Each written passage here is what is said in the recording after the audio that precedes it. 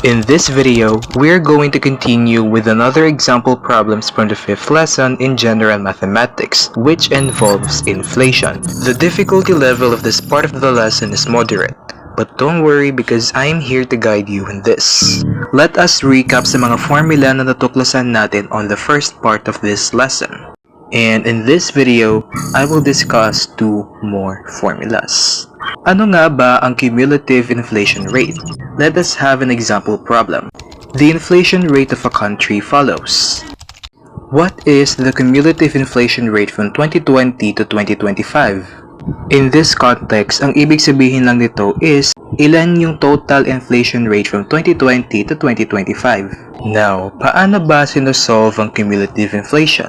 We just need to use the formula CIR or cumulative inflation rate is equal to the quantity of 1 plus the first inflation rate times the quantity of 1 plus the second inflation rate hanggang sa matapos tayo sa earliest inflation rate minus 1 times 100%. Wherein yung IR, it represents the inflation rates throughout the years and naka-express siya as decimal. So, ganito yung magiging itsura niya kapag sinubstitute natin sila. Siyempre, i-apply pa rin natin dito ang PEMDAS rule. So, uunahin natin i-evaluate yung nasa loob ng parenthesis. 1 plus 0.02 is equal to 1.02. And then, ganun din yung gagawin natin sa other numbers na nasa loob ng parenthesis. Next, we multiply all these factors together. And then kapag ginamit natin yung scientific calculator, ganito yung magiging amount niya. I highly suggest na wag muna tayo mag-round off dito. Ang gagawin muna natin is subtract siya sa 1. And then i-multiply natin siya sa 100% para ma-convert natin siya as percentage. So ito na ang ating cumulative inflation rate. And that is the time na pwede na nating i-round off ito sa nearest hundredths. Therefore, our cumulative inflation rate from 2020 to 2025 is 28.87%. Ang ibig sabihin nito is sa kabuuan, yung inflation rate from 2020 to 2025 is 28.87%. So again, kapag round off kayo, I highly suggest na gawin nyo lang yun sa final answer so that very precise ang ating sagot. Number 5. The inflation rate of a country follows.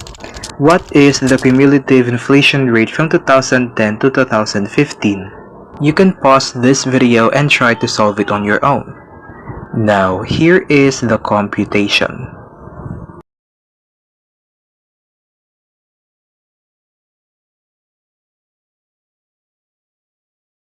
Therefore, the cumulative inflation rate is 26.39%. Usually, kapag mag-round off, we do it in the nearest hundredths. Number 6. To keep up with inflation, Ning Ning got a salary increase from 30,000 pesos last year to 32,000 pesos. This year, the inflation rate is 12%. Do you think the increase in salary is sufficient enough? Let us check it using the formula. Target income is equal to old income plus the quantity of 1 plus IR.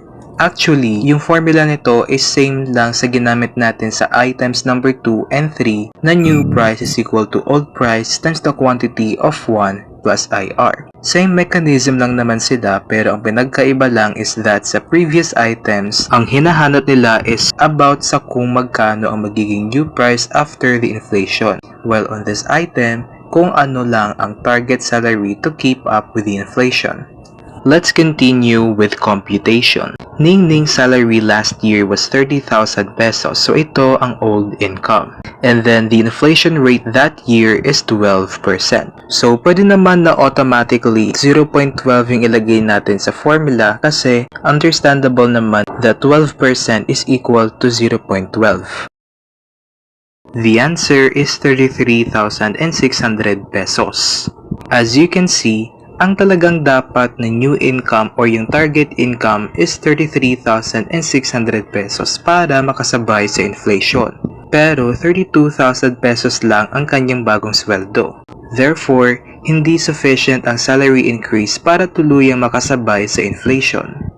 That is why sometimes kahit sabihin na nating tumaas yung nominal income or yung mismong sahod ng isang employee, hindi ibig sabihin nito na tumataas din ang kanyang purchasing power or real income.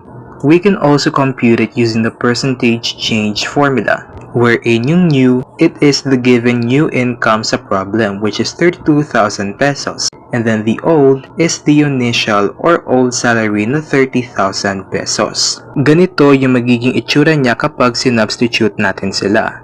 32,000 pesos minus 30,000 pesos will give us the salary increase of 2,000 pesos. And when we divide it to old price, it will give us a number na maraming 6. Pero hindi muna natin siya i-round off. I-multiply muna natin siya sa 100% so that mako-convert natin siya into percentage. The answer is 6.67%. Actually, again, marami siyang 6 pero sa final answer, i-round off na natin siya. Now, it is stated in the problem that yung inflation rate o yung pagtaas ng presyo ng mga bilihin is 12%, while yung na-compute natin na salary increase is only 6.67%. So again, it shows that the salary increase is not sufficient enough. Let us take a look at Intact's monthly expense in 2016. Yung monthly salary niya after tax is 18,000 pesos. Kapag pinag-add natin silang lahat, the total price is 16,500 pesos. Now, the question is, if from 2016 to 2026, the cumulative inflation rate or yung total increase sa mga presyo is 40% at tumaas sa 22,000 pesos ang sahod niya, do you think the salary increase is sufficient enough para mapanatili yung parehong lifestyle? Take a moment to think about it or pwede nyo naman itong i-compute. We can solve it using the new price formula. Ang current total price ng mga bilihin niya is 16,500 pesos and then the inflation rate is 40%.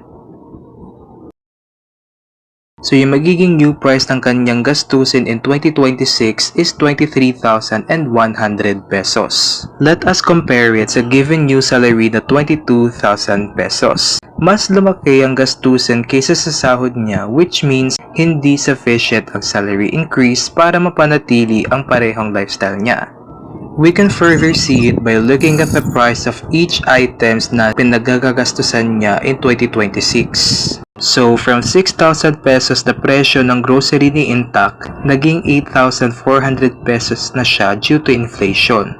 40% ang pagtaas sa presyo nito as well as other goods, with a total price of 23,100 pesos. So again, makikita natin na ang dating 16,500 pesos na monthly expenses ay naging 23,100 pesos dahil sa cumulative inflation na 40% from 2016 to 2026. However, yung bagong sahod ni Intact ay 22,000 pesos lamang. Number 7. Sean earned the nominal monthly income of 40,000 last year. If the annual inflation rate is 8%, what will be his real income equivalent of his salary when he earns the same amount this year? This will lead us to another formula, which is real income is equal to nominal income all over the quantity of 1 plus IR, wherein yung nominal income is the given income and yung IR is the inflation rate. Yung monthly income niya or nominal monthly income is 40,000 pesos last year. And then yung annual inflation rate is 8%. So, let us substitute the given values into the formula. Unahin natin yung nasa loob ng parenthesis, which is 1 plus 0.08, which is equal to 1.08. Dividing 40,000 pesos by 1.08 is equal to 37,037 pesos and 4 centavos. Therefore, yung real income ni Sean this year will be 37,037 pesos and 4 centavos. It means na kahit same lang yung nominal income niya, bumaba naman yung purchasing power nito. We can interpret it as, because of inflation, 40,000 pesos last year is equivalent to 37,037 pesos and 4 centavos this year. Now, we have a bonus problem here. You can try to solve it on your own, but I will give you the answer to this problem on the next video. The next lesson will be all about computing overtime pay. I know that in the previous videos, I showcased that the next video should have been about calculating percentage markups and discounts. But since I noticed that overtime pay should have actually been included in the past lessons, I will make a video about it first.